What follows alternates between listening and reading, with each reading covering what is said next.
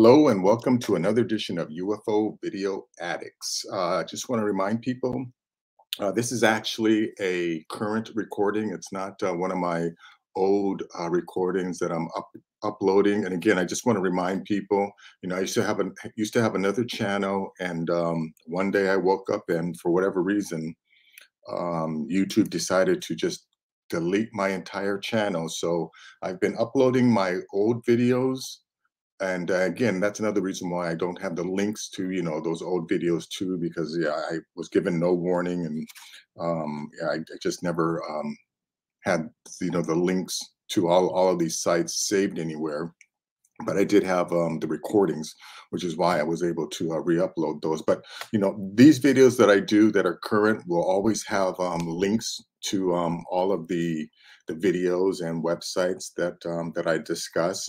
And and I want to remind people, if you like this channel, if you appreciate what I do, you can help me out by just liking it, sharing it, and please subscribe. I notice a lot of people who watch these videos, and I guess that, I find that this is the same for most YouTubers. A lot of people who watch the channel for whatever reason don't subscribe, but it really does help, and especially with this subject, with UFOs and the things that I talk about, YouTube will not promote,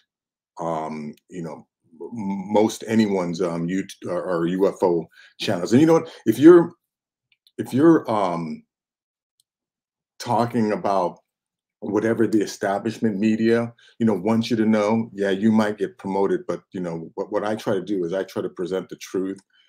And for whatever reason, YouTube does not like the truth getting out, so they do not in any way help to promote my channel and other people who talk about UFOs and aliens and any other information that the ruling class wants to keep secret. So yeah, so again, please like this, leave a comment, and especially subscribe. But anyways, let me give you a quick preview of what I got coming up in this video here. The first is this little video I found on Twitter. You can see this crack right here. Again, I have no idea whether this is true or not, but apparently these guys heard something. They looked into this little crack. It says video reportedly from Turkey shows what appears to be an alien trapped in a cave. And yeah, it's a little gray alien with the big black slanted eyes peers through here. Look very interesting. Also have this video here about a cylindrical mothership that they said was releasing smaller UFOs. And then this video here from UFO Sightings Daily shows an unknown craft near an airliner in Phoenix, Arizona. And this video here, again, this is just, I think it's a representation, but it shows 12 fascinating alien species you won't believe. Also have this 1 hour video. Again, I'm not going to go through the whole thing. I'll just hit certain points.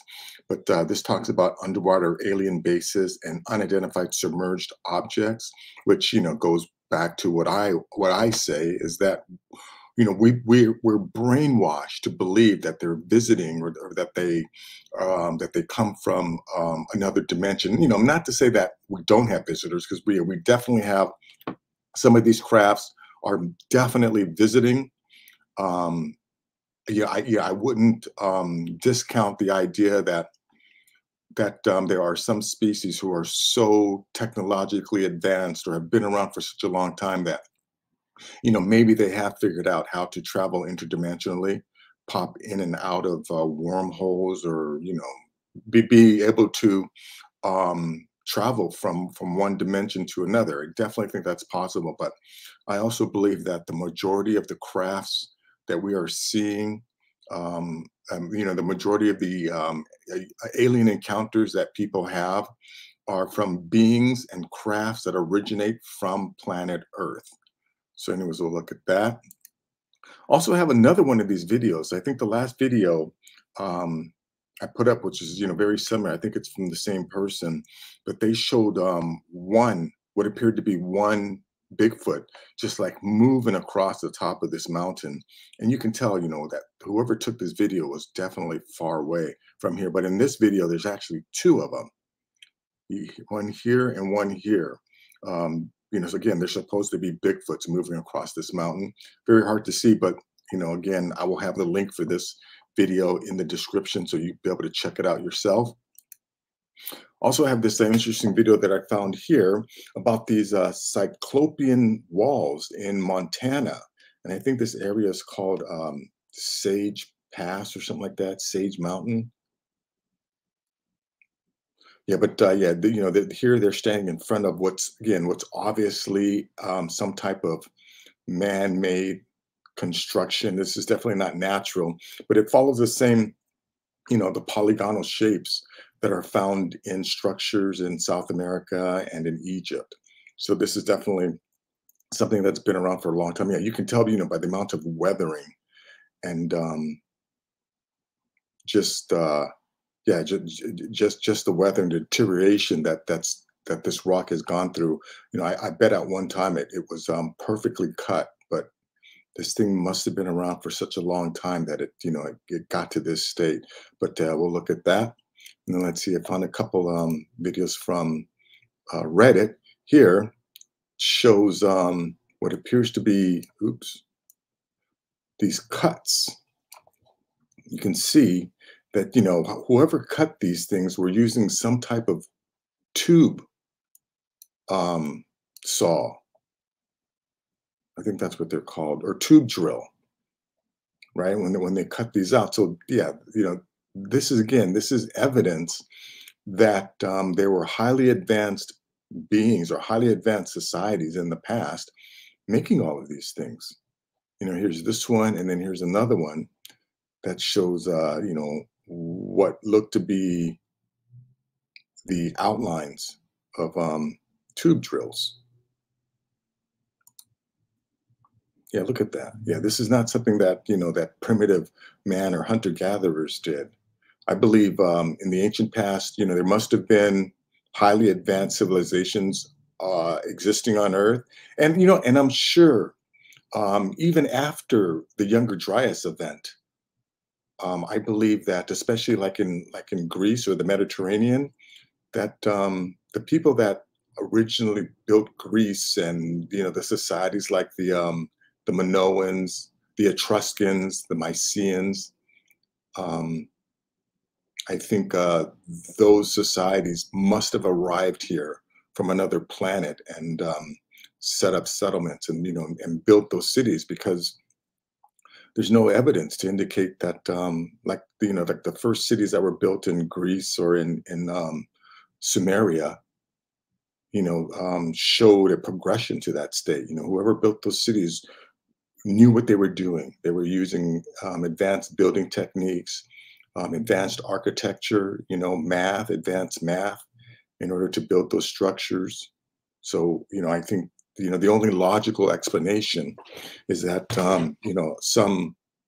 some beings must have arrived here from another planet and brought their entire culture to Earth and integrated with all of the melanated races that were already here, because it makes no sense to me that there are people on planet Earth who have melanin, and don't sunburn, and then you have a whole bunch of people again, living in regions with a lot of sun who do sunburn, and and people want to say, oh, it's people that lived in like the snow or in the north part of the Earth, they don't have melanin, but that's not true, because you look at Eskimos. Eskimos live in the snow, right? They have melanin.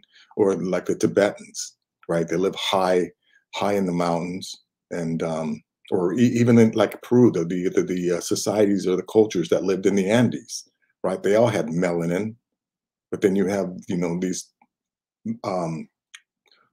unmelanated societies that are building structures that are completely different and highly advanced than all the other hunter-gatherer societies that that lived on Earth. Or as most of the time they're considered indigenous, right? Again, why aren't Caucasians ever considered indigenous? But anyways, that's that. Also have this article here from the Black Vault. This is a list of UFO cases that the All Domain Anomaly Resolution Office has researched.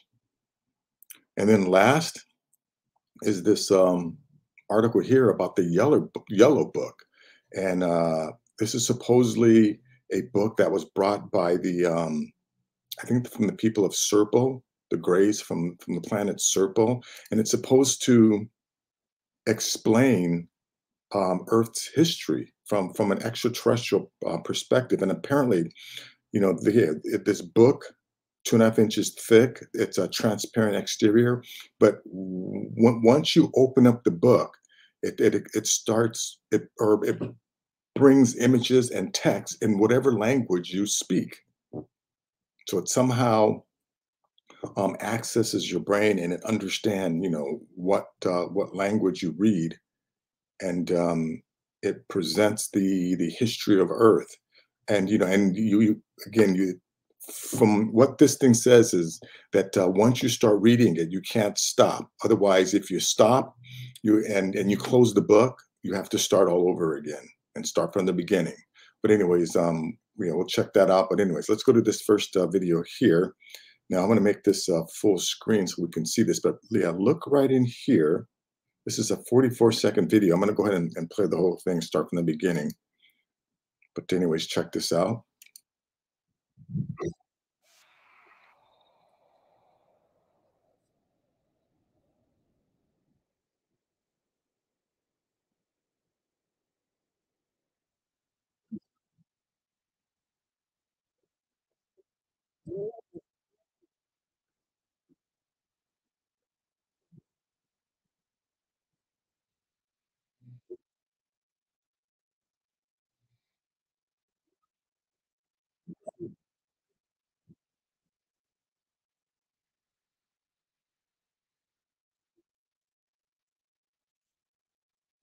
I'm going to stop it right there. You look at that.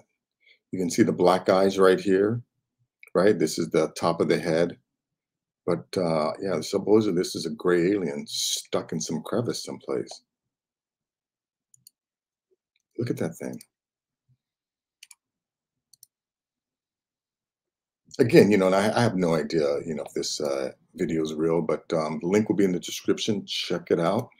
Okay, now this is a short video about these cylindrical crafts, that have been seen forever. And actually, again, I used to have a video.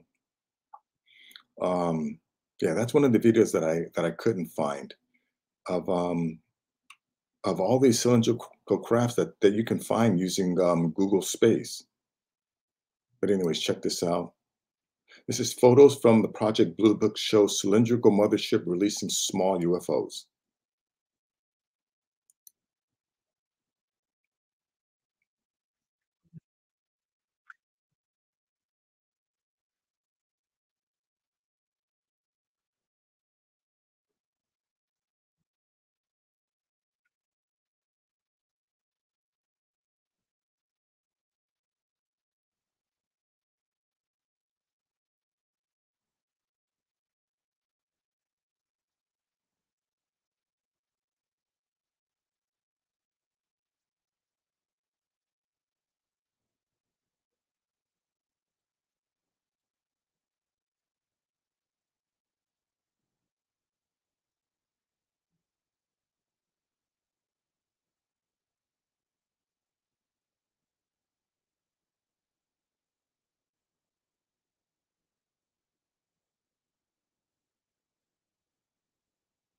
Again, yeah, that's the mainstream media wants to, try and convince us that all of these crafts are visitors. And yeah, I think that some of them are definitely visitors, but the majority of these crafts that we see, because we see them so often, right? And there isn't a single day that goes by where someone on planet Earth, on this planet, does not see a UFO, right? UFOs have been seen literally every single day for thousands of years. This is not something, where these crafts started showing up, once we started blowing up nuclear bombs, right? People were seeing them in the 1800s. They were the airships. People in the ancient past, called them the Watchers or the Sky People. Even Lou Elizondo talks about a document that he read that was written in Greek, I think he said, or excuse me, written in Latin, that talked about military guys seeing luminous crafts in the sky. But yeah, supposedly this is a mothership releasing these smaller ships, and then this is another cylindrical craft that was I think this was the one seen in the Orion constellation.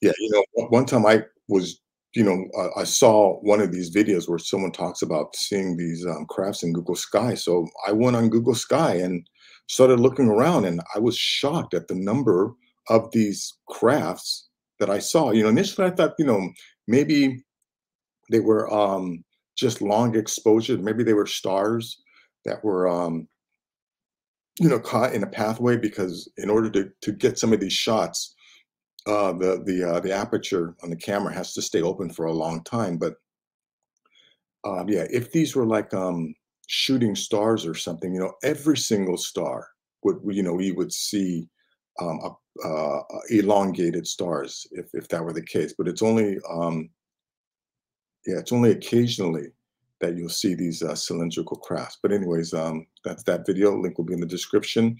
Okay, now this one here is from UFO Sightings Daily. Let me just back this up a little. This is an unknown craft near Airliner, Phoenix, Arizona, January 6, 2023.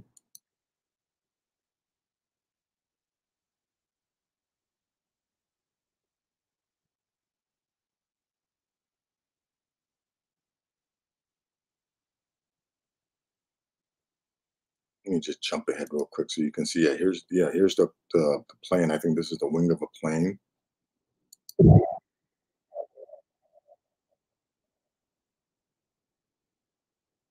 But thankfully, since the stigma of UFO sightings has changed, a lot of pilots are finally starting to talk about them seeing these crafts. And good, I've heard and seen documentaries and videos of pilots in the 1950s talking about seeing these things. And there came a time where, as a pilot, you just were never allowed to talk about these things, or you would have been grounded. But again, the stigma is changing, so we're getting a lot more pilots discussing what they saw and actually taking videos. So, anyways, let's check out this video here. This is 12 fascinating alien species you won't believe. Again, I'm pretty sure that these aren't real. These are most likely digital reconstruction. Insectoid origin, Arcturian origin,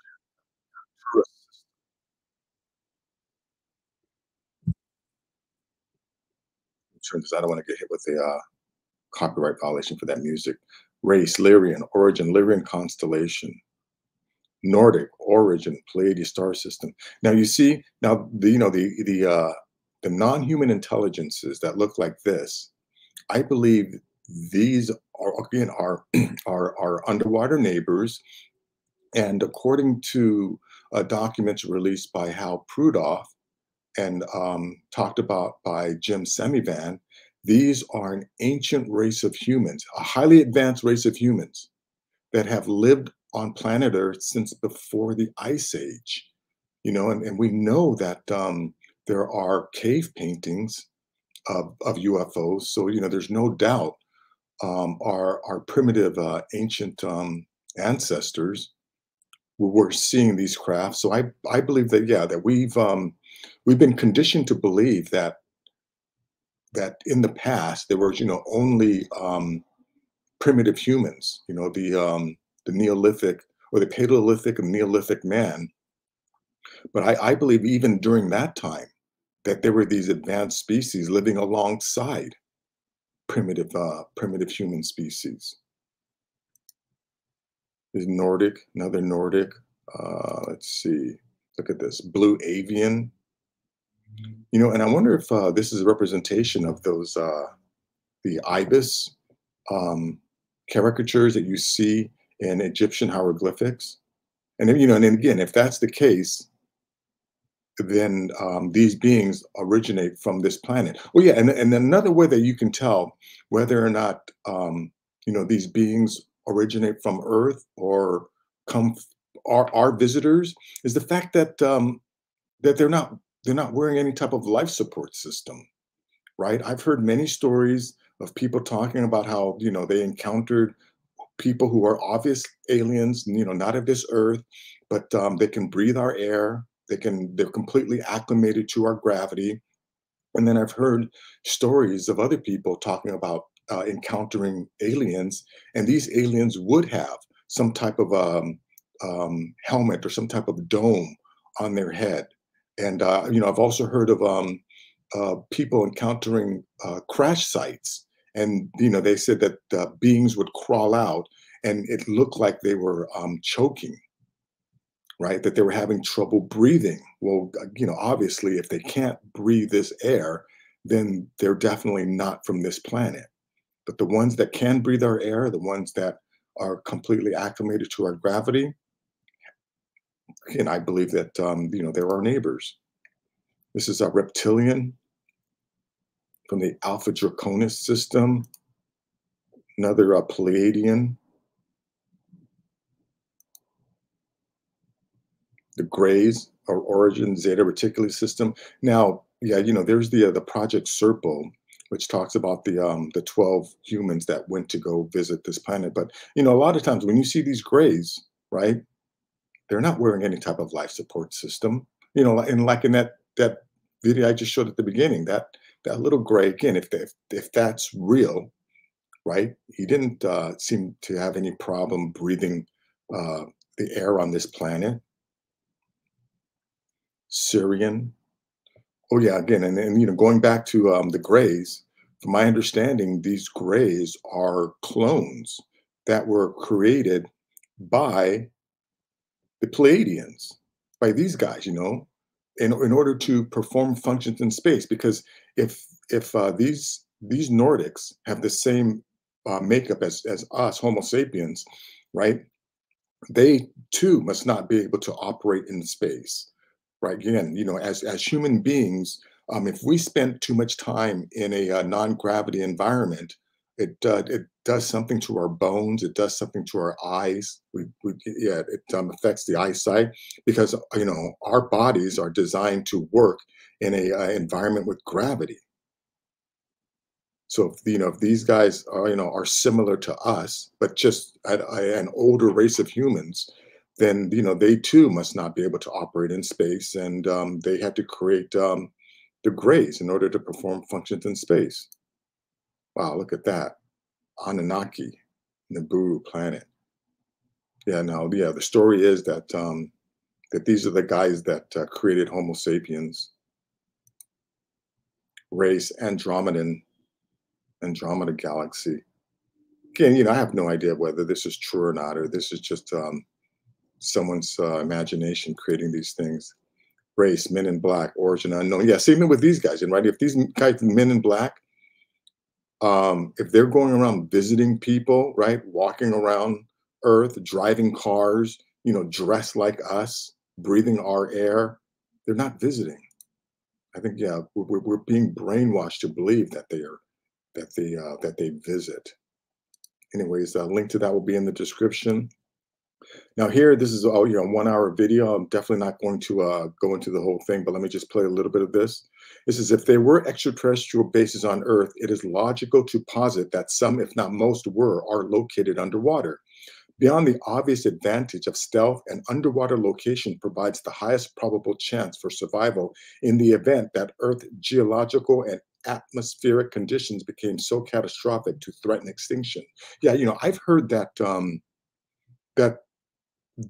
that in all of these planets, all these other planets out there that are inhabited by beings, that the beings live in the interior of the planet because that's where it's safer. You're not impacted by weather, and you're not affected by any meteor strikes if you live in the interior or in the oceans or deep earth caverns. But anyways, check this out.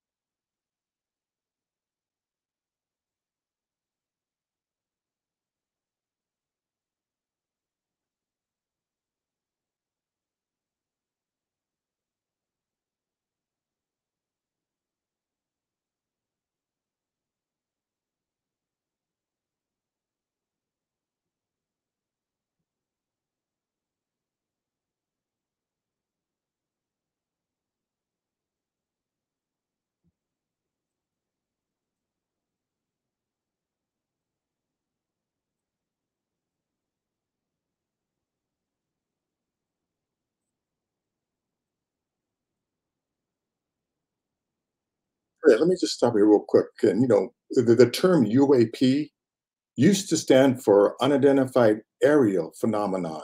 But now, since people in our government realize that these crafts are coming out of the oceans and then going into space, or coming from space and going into the ocean, that it's not just an aerial phenomenon, which is why they changed the name to unidentified anomalous phenomenon. But anyways, I'm sure most people have already heard about the USS Nimitz and the go fast. But here, this is talks about how Christopher Columbus, saw lights underwater.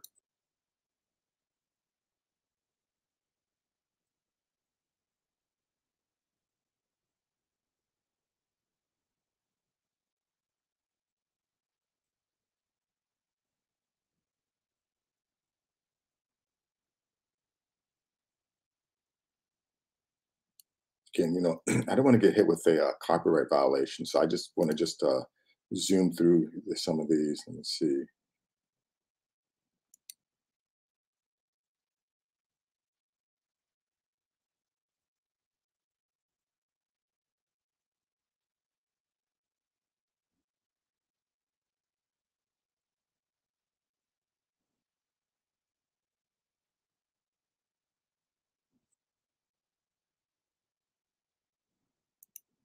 There's that. Let's see. It could be something concrete in Shag Harbor UFO. Yeah, again, we've been seeing these things forever. This is in Oahu, Hawaii.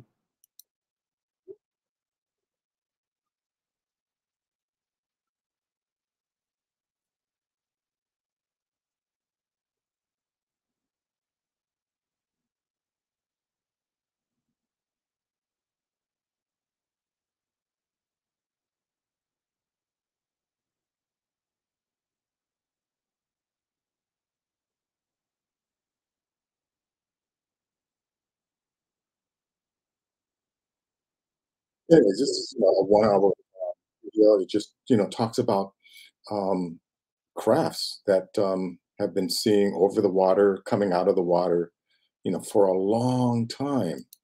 Let's see. This is a top secret memo. Let's see.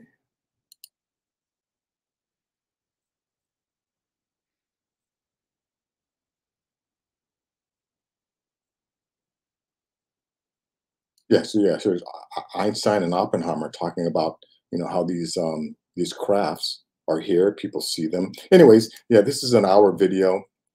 I can't play the whole thing or I'll get hit with a copyright violation, but the link will be in the description. Now, this is like a little 2-minute video. Again, I posted a video similar to this previously. I believe it's from the same person, but it showed just one Bigfoot way up here on top of this mountain. I know this is hard to see, but right here, yeah, I hope you can see where my cursor is circling. But these two objects are supposedly Bigfoots. So let me just play a little bit of this.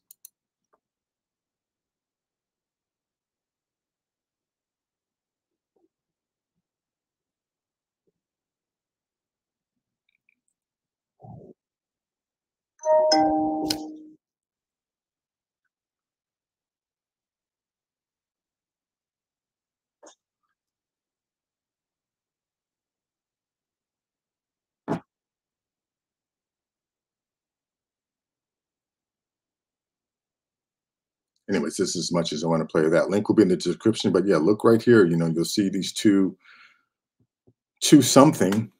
It looks like they're moving across the snow. It's definitely hard to see, but link will be in the description. Now let's go to this one here about this Cyclopean walls in Montana. So let me see. Let me go back to the beginning here. Yeah, this is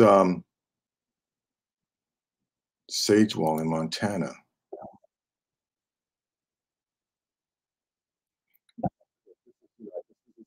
There, this is the beginning of the trail. Um, but yeah, check this.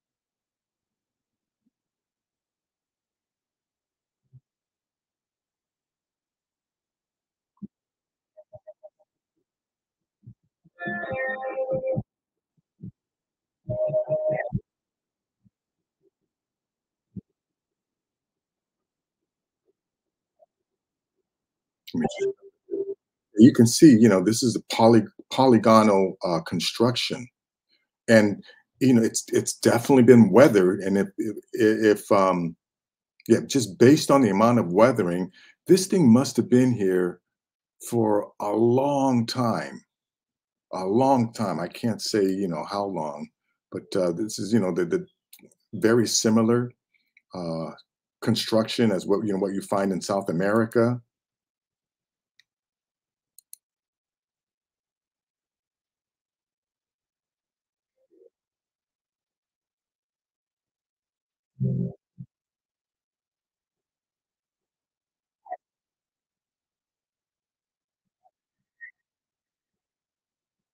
Turn that music down.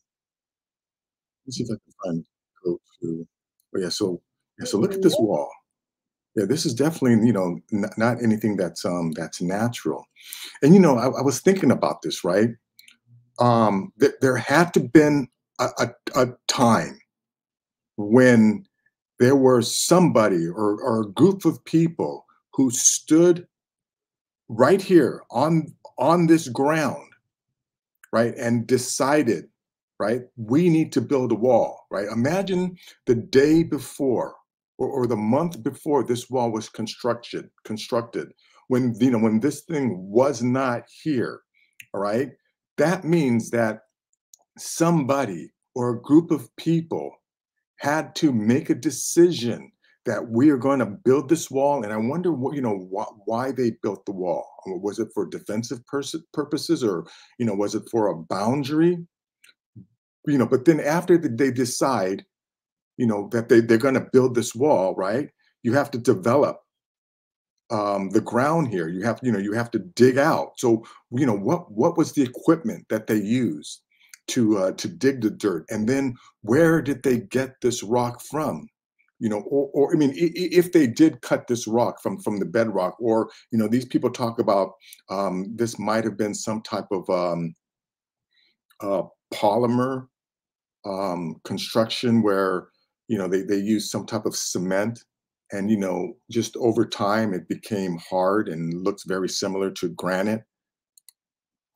But yeah, just think about that, right? That someone had to make the decision, and again, if they did cut these stones from another location, what was the machinery that they used.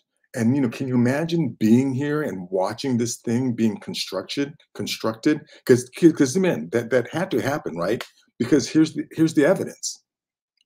We're looking at the evidence of a construction, which means there was a time when this thing wasn't there, but somebody made a conscious decision,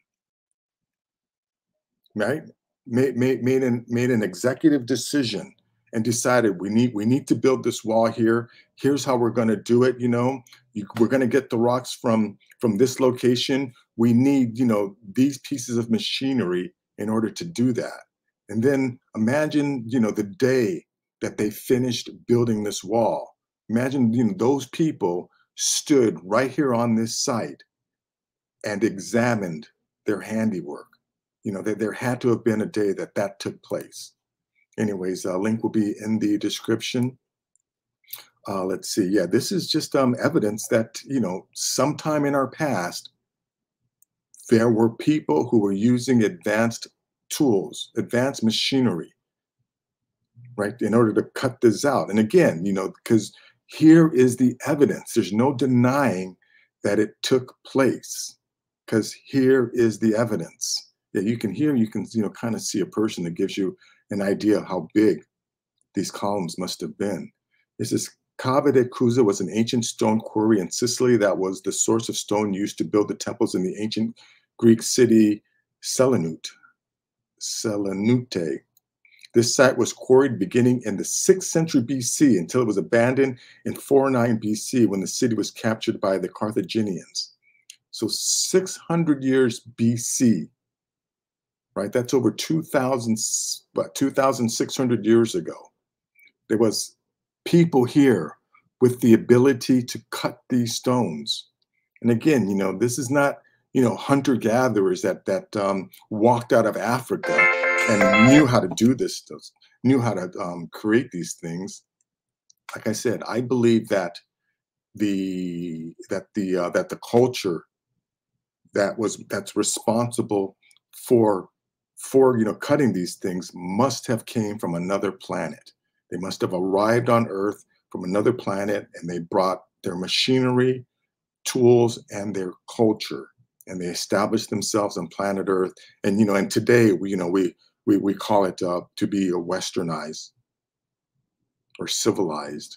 Anyway, so there's that, and there's also here another evidence of some type of a tube drill that was used to cut right into the bedrock. So there's that. And then let's see, I have this article here from the Black Vault talking about list of all cases analyzed by, being analyzed by, or archived by the All-Domain Anomaly Resolution Office. This is the All-Domain Anomaly Resolution Office. The Pentagon's UFO Investigation Office has released a list of UFO/UAP cases under the Freedom of Information Act. The document obtained by the Black Vault through a FOIA request filed on 6 December 2022 contains 511 six-digit case serial numbers representing the cases analyzed, being analyzed, or archived at AARO. Although the information disclosed in the document is extremely minimal, it paves the way for further FOIA requests by the Black Vault and provides a glimpse into the work done by AARO and its organizational structure. The list does not include crucial details such as dates, times, or locations of the events, nor does it indicate whether the case remains unidentified. The number of cases listed in the index reflects close to the number revealed in the 2022 UAP report, indicating that from the 30th of August 2022 data cutoff points as indicated in the report to the 6th December 2022 data cutoff point of the list, the FOIA AARO logged one additional case worthy of cataloging. Executive summary. Unidentified aerial phenomena reporting is increasing, enabling a greater awareness of the airspace and increased opportunity to resolve UAP events. In addition to the 44 UAP reports covered during the 17 years of the UAP reporting included in the Office of the Director of National Intelligence preliminary assessment. There have been 247 new reports and another 119 that were either since discovered or reported after the preliminary assessment's time period. This totals 510 UAP reports as of 30th of August, 2022. Additional information is provided in the classified version of this report. Now let's see. Yeah, now you can download again. I'll provide the link. But yes, so I think. Oh, I hope it doesn't. Oh yes, okay. So yeah, this is a PDF document.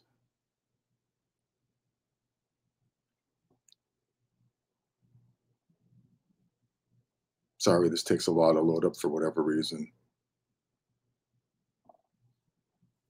Okay, here we go. Yeah, this is from Mr. John Greenwald Jr. Oh, so all this is just the numbers of all these cases. They don't really talk about the cases. But, we know that they're out there. Like I said, there isn't a single day that goes by on planet Earth when somebody doesn't see a UFO. And, now because everyone is carrying cell phones with video capabilities, right? We're getting a lot of these videos. And, and sometimes, I'm sure these sightings are so quick. And, if some people were to see them, they may be in such awe or shock that they just they don't have the presence of mind to get their phone out because they're so mesmerized. But every now and then there are some people who do have the presence of mind to get their phone out, and these crafts are hovering or do stay around long enough for people to get video and capture this. Because again, I've been making these videos now for what, 3-4 years, and I see them all. And granted, there are definitely some fakes out there, but the fake videos that are out there in no way invalidates all of the real ones that are out there, right? Because there's so many out there that are real. They're definitely not all fake. Now, even if there were 100 fakes and one real one, right? Those 100 fakes in no way invalidates the one real video. So that's a weak argument to use that, we can't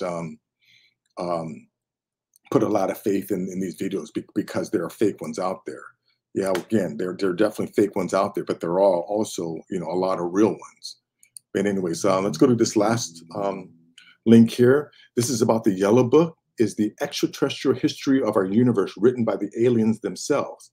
The Yellow Book is the extraterrestrial history of our universe written by the aliens themselves and describes their interaction and participation in earthly development.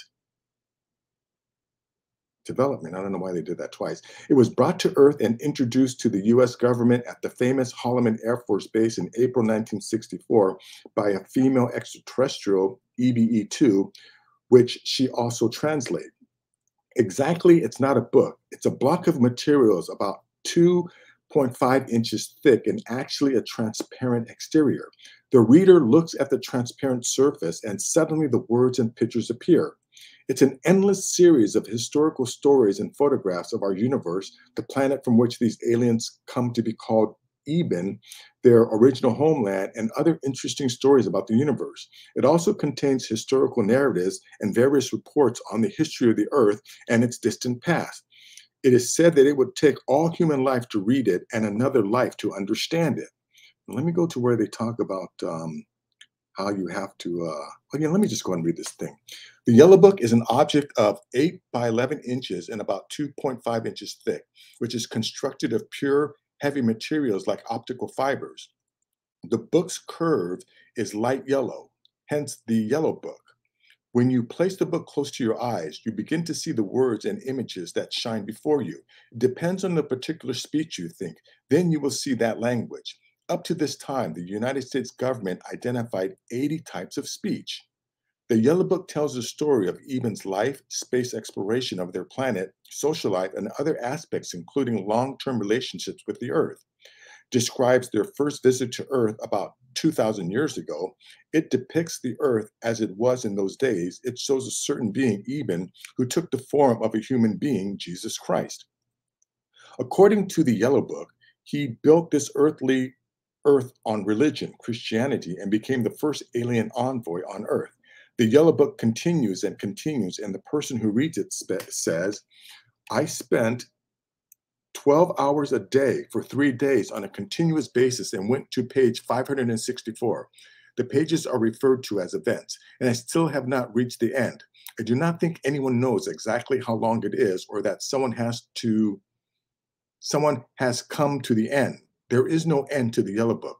I understand that the record is about 22 consecutive hours. That is the conclusion reached by the scientific advisor of the president under some administration. Also, there is no way to stop reading on any particular page, postpone the book, and then read it again in the same place.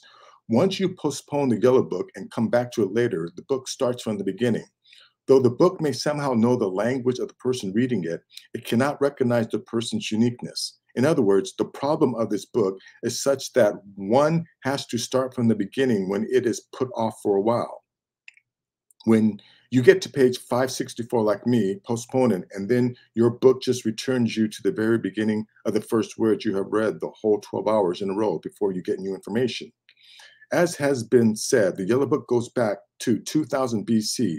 The informant states in the context, but I did not look around the whole Yellow Book, and I do not think anyone's done it. Maybe he has some examples, pictures, history that can go beyond 2,000 years BC. The Yellow Book is a reference to your universe in terms of space, according to Eben. It was created at the moment of a second, much like our Big Bang Theory, and spread over the billion years. Eben does not refer to years like ours. It talks about time, but in the term of the event clock. So to help us understand it better, Eben has described in detail our years as reference points. According to them, your universe expands for 25 billion years. Then he pulls himself into his original shape. Once the universe shrinks, it expands again by repeating the whole process. Eben says that it is the lifetime of the universe in fusion theory. So anyways, that's that. Link will be in the description. But anyways, that's going to be it for this video. Thank you so much for taking the time to watch this. But again, if you appreciate me putting this content together, please give me a thumbs up. Please subscribe. I'll have more things like this. I still have some of my older videos to put up. So, that's going to continue. But occasionally I will do these current videos. And and put all the links in the description so you can check out any of this stuff yourself. But anyways, that's going to be it for this video. Take care until next time.